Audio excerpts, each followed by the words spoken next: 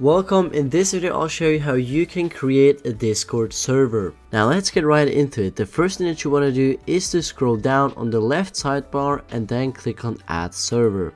Then you can create your own. You can skip that question and then you can choose your server name. I'll just use this name, and here you can upload any image that you want. This will be the server image that will display on the left sidebar. Then you can click create. And then you will see you've created a new Discord server. Now from here you can go ahead and set up all the channels. We can right click on text channels and then edit category, and then you can just rename this to general, for example. Click on save changes and close this pop-up. Now you can create all sorts of channels, for example a rules channel, a general chat channel, a memes channel, but if you also want to make it more interesting you can add emojis. In this case, you can go to the website called getemoji.com, and right here you can copy all sorts of emojis. For example, if I wanted to make a general chat, I would just choose this speech bubble, go back to Discord, right click on the text channel, or you could also click on this edit channel button, and then rename the channel name, add the emoji, add space, and then general.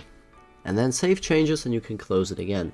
And then you can create channels with emojis, and that will make your server more interesting. Now if you want to edit text channels and you want to add space, you will see it will create this dash. Now in text channels you cannot add blank space unless you go ahead and copy a blank space from Google. There are certain characters that look like they're blank, but in reality they are some kind of character which will make it look like you have a space instead of a dash between the words or emojis. In voice channels that's a bit different. If you want to edit a voice channel, you can add the emoji, you can press the spacebar and you will see it will create spaces instead of dashes. And then you can call this just general #1. And that's the main difference between text and voice channels if you want to name them a specific way. And now the next thing that you can do is to go to the server, go to server settings, and then click on roles. And right here you can go ahead and create roles. For example, we could create an admin role. I'll just call this admin, make it green, and then display role separately from online members. What this will do, if you go back to the server, show member list, you can see I'm shown as online right here. If I would give myself the admin role, you can see this has changed to admin. Now if someone else would join the server, they would be displayed in a different category, showed as online.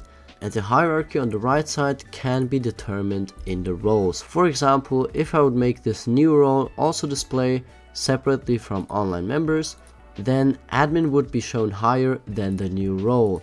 Instead, if I go to roles and I move this new role above the admin role, then someone that will have this role will be shown higher than me. Now the next thing that you might want to do is to go to safety setup and then click on change right here. Now using this verification level you can prevent server raids. For example, if you click on high, Discord members must be a member of this server for longer than 10 minutes. So if your server gets raided, nobody that joins the server can type anything into any channel before they are a member of the server of 10 minutes. Now if you click highest, server raids are practically impossible. But of course this could also prevent usual Discord members from joining our server because, for example, it's their second account and they don't have a verified phone number, so they cannot join your server.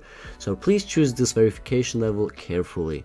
There is also a different way how you can protect your server from raids, and that is by creating a verification channel.